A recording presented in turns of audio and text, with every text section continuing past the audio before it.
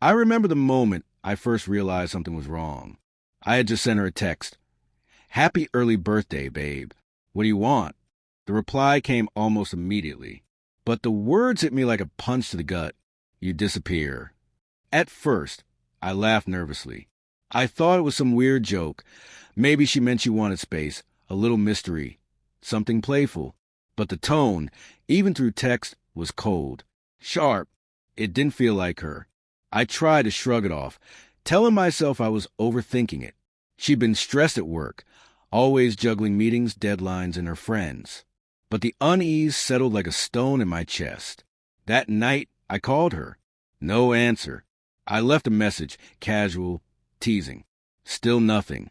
By morning, 3 more missed calls, each one gnawing at me, making the playful worry I had started with twist into something heavier. Over the next few days, the signs were small, subtle, but unmistakable once you start noticing. Her phone never left her side, screen angled just so that I couldn't peek. She laughed a little too loudly at texts she read in the kitchen, hiding the screen with a hand, as if embarrassed. But her eyes, they darted, avoiding mine. Once, I found a lipstick mark on a coffee cup I hadn't seen her use. She claimed a co-worker had borrowed it. I wanted to believe her. I wanted to trust the woman I had built my life around. But the doubt kept gnawing at the edges. I started questioning myself first. Had I been neglectful? Too busy? Had I missed signs that I should have noticed? I replayed every conversation, every argument, searching for cracks I might have caused. But the unease didn't fade. Then came the message notifications I didn't expect.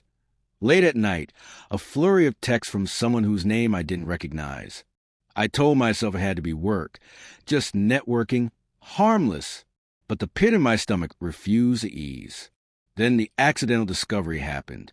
I was charging her phone, and a single notification slipped onto my screen. A photo.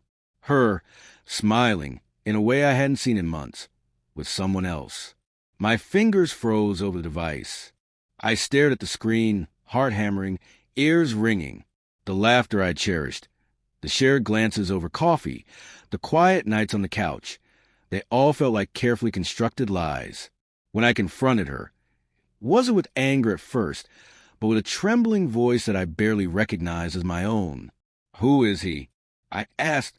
She avoided my eyes, her fingers twisting in the fabric of her sweater. I didn't mean for you to find out like this," she said softly, almost whispering. "It's not what you think." But it was exactly what I thought. Every instinct, every gut twist had been right. She confessed slowly, painfully, as if each word was tearing through her own chest. She hadn't planned it. She didn't know how it started. And yet, she had been hiding it for months, weaving a double life that I had no idea existed. The betrayal cut deeper than I could have imagined. Not just the physical proof, but the memory of every ordinary moment, every quiet smile, every tender touch. They were all stained now, tinged with deceit. The fallout was suffocating. I replayed our years together, noticing every lie that had slipped past me, every word that felt hollow in hindsight. Memories of her laughter, her soft morning voice, the way she brushed my hair from my forehead. They stung now, like tiny betrayals of my own trust. And yet, I couldn't erase the love I had felt, couldn't pretend it hadn't been real. It was a cruel paradox. Knowing she had hurt me, yet still feeling the pull of what we had shared. I made the choice to step back, to reclaim the life I had almost lost in the fog of heartbreak. We didn't scream, didn't fight beyond words that had already burned the bridges between us. She left quietly, remorse etched into her features, and I watched her go, my heart heavy but my spine straightening with each step. In the silence that followed, I allowed myself to grieve, to sit with the pain without letting it define me. I learned to breathe in the emptiness and let it fill me with a strange kind of clarity. Trust, once broken, is never the same, but so too is strength. I discovered that I could survive this, that my heart could heal even when pieces had been stolen. Now, I remember that text not with bitterness, but as a turning point. You disappear. It was cruel, yes, but it forced me to vanish from a life that no longer belonged to me, to step into a future that I could rebuild on my own terms. I've learned that love doesn't always protect you, but self-respect does. And sometimes the most devastating goodbye can also be the most freeing. I still carry the echoes of what we had, but they no longer chain me. I have learned to let go, not with hate, but with quiet strength.